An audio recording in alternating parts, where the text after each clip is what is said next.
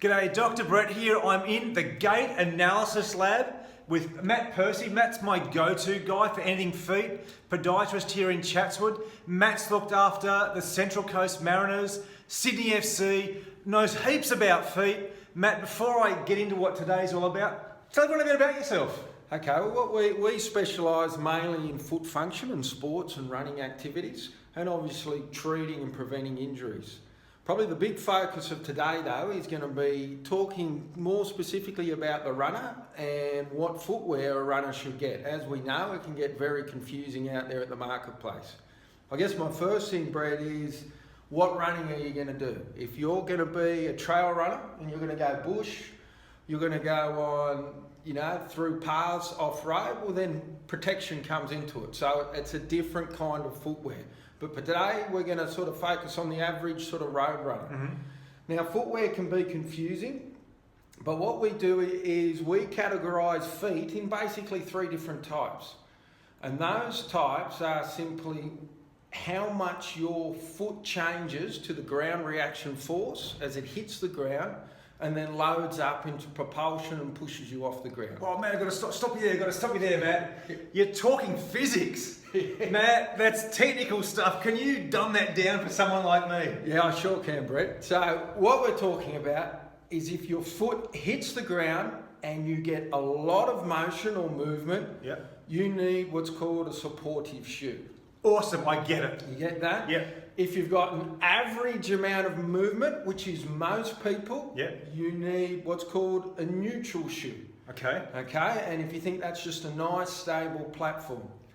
The last category is someone's foot is very rigid, so it's really stiff, it hits the ground, it doesn't do a lot. What we need with that person is a little bit more cushioning and a shoe that's just going to provide that cushioning.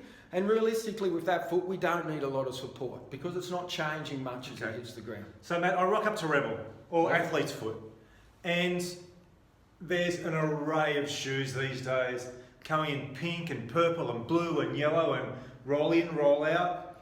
Man, you give me the 3 types of feet. How do I know what's the right shoe for me? Now that's the complicated bit. Most people will be a neutral shoe. If you're not sure, a starting point is the neutral shoe. If you look at your shoe and it's breaking down on the inside of the foot, whether it's the inside of the heel or you're pushing off on the inside of the toes. So that's where the big toe is? That's where the big toe is. Yep. You probably need a supportive shoe. But the tricky bit is even to look at your feet, we've got to look at your foot running before we can even say, hey, this is the sort of shoe you need, because feet change from when you're standing up to when you're walking and then to when you're running. So start off neutral. If you feel like you're squashing out the inside of the shoe, go supportive. And if you feel like your feet just don't move a lot and you walk on the floor and you make a lot of thudding noises, you probably need a bit more cushioning. And you probably need to be in here in Matt's gait analysis lab so you can have a look at what your feet actually do. He wears a treadmill right behind us here. I've been through it. He whacks us on the treadmill. He analyses your gait, makes sure that your feet strike nicely and make sure that they do the right thing for you. Because believe it, coming from me as a chiropractor, I know the damage that imbalance can happen. So 3 things. You've got your supportive, you've got your supportive, you've got your neutral, and you've got your cushioning. Awesome. So 3 types of shoes to look at. Matt, I know you've got an array of information coming out of your brain.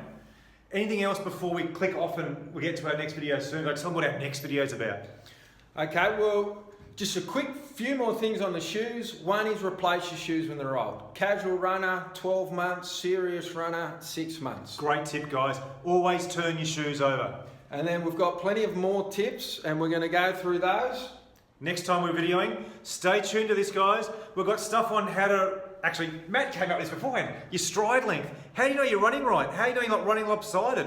A bit like a mountain goat, 2 lopsided feet running along. You don't want to be clip-clopping along and you don't want to be heard. You want to sneak up on things and be nice and silent when you're running. I guess you'll go through things like, is there too much weight in the heel stride?